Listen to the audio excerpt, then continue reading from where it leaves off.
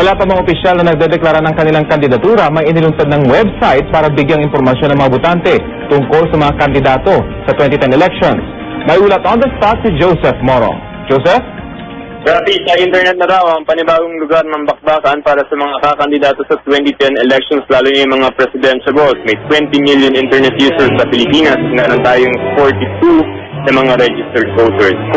Kaya nga inilunsad ng kumpanyang ABS-CBN at Commission on Elections ang website na www.politicalarena.com. Sa website nakikita ang mga sari-saring informasyon, litrato at video ng mga kandidato. May forum din kung saan pwede magtanong ng ang mga registered users diretso sa mga kandidato. Yung nga lamang, sabi ng mga nasa likod ng politicalarena.com, hindi nila masisiguro na mismo mga kandidato ang sasagot sa mga tanong o yung mga staff lamang nila. Ang mga kandidato o kampo nila rin mag-a-upload ng mga content tulad ng mga video, litrato at statement. Kaya umaapela ang politicalarena.com na huwag silang manira ng ibang kandidato. Sabi ni Comelec Chairman Jose Melo, papag-aralan pa nila kung hindi magiging premature campaigning ang paglabas ng mga video, litrato ng mga kandidato pagkatapos ng deadline ng filing of candidacy sa November 30.